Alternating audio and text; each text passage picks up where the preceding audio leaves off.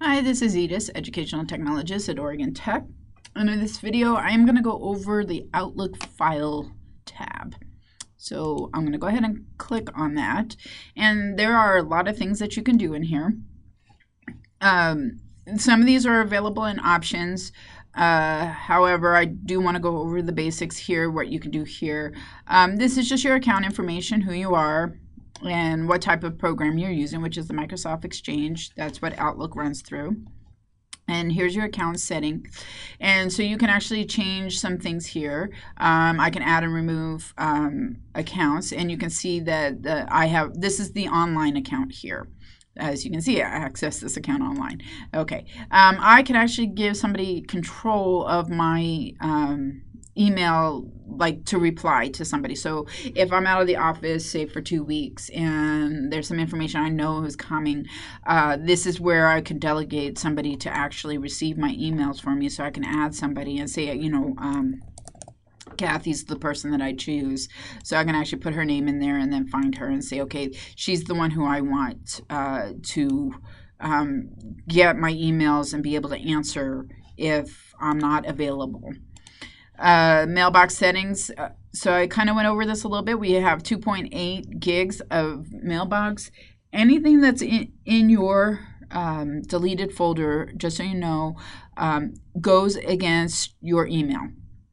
So storage space, you can see I barely have used it, and 2.8 gigs is huge. But if you find yourself somewhere over here, you might want to check your deleted items in your archiving. And so here's where you can actually delete right from here and empty, or I can clean up old items, or I can set the archive. So this is where you can actually manage without having to go all the way into options. Rules and alerts, we'll go over that a little bit more. You can see that I have some stuff already set up here. That's kind of like if you're getting an email from somebody that you're doing a lot of collaboration with, or somebody you need to contact, know that their information is coming in. You can actually set up an alert that will maybe make a different sound so that you know that that person sent you an email. The other thing you can do is just say, like, I know a lot of people get the fax from OIT emails when they put in a support case. So you can actually set up a message rule, create a folder called fax, and when that message comes in and the rules read it, it will dump that. You set it up to dump it into that fax folder. That's what will happen, and all of a sudden you'll see your fax folder fill with new emails. Now be aware you have to set a notification noise setting if you want to hear when that email comes in as well, because when you just run it, it will just automatically dump it in there, and then it won't give you any notification other than that the numbers will change on how many unread messages you have in that folder. So that's one of the things you can do. Manage add-ons. I know we talked about this in a previous video. There's really not much you need to manage, but sometimes you might want new add-ins. So this is what will happen is you'll actually get sent to the Outlook web app, and then you would sign in and find those add-ins. Chances are you probably won't ever need to do that. And then voicemail. We don't have this set up, if I'm correct. Again, here we are again. That's set up by ITS, and they will manage that. As you know, you get your voicemail on your email, so that's how they manage it through here. So you won't really have those options available to you. Open and export. You can open a calendar. So this is, I've talked about a file that you can send to other individuals called an iCalendar file right here. Okay, and so this is like if you sign up for a webinar, sometimes they'll send you an ICS, and this is, so you downloaded it, perhaps your downloads file, then you can find it in that download file, open it, and it will put it on your calendar for you. Okay, and then open data Outlook file. Again, this is like kind of like where all your files for Outlook go. You have to know where to find it, and it's not very easy, so it's just there. It's just something that I'm just showing you. Import and export files and settings. Again, you might we went over this in the options, so you can actually export, import an ICS or VCS file.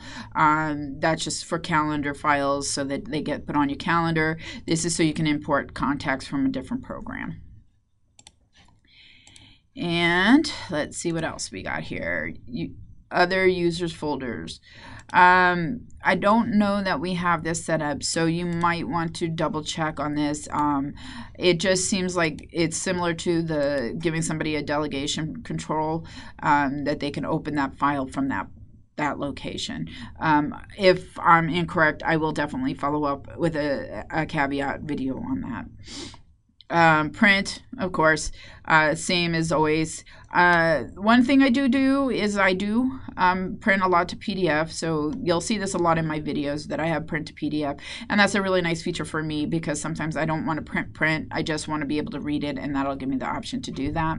You can do it in a table style, so this is what the message would look like, and then down here is where all the information would come in, or I could do a memo style.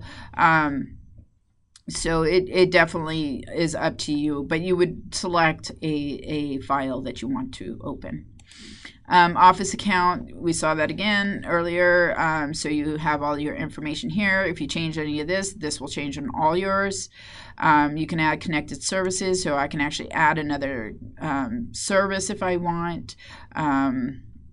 You know, so perhaps I want my SharePoint added, so it'll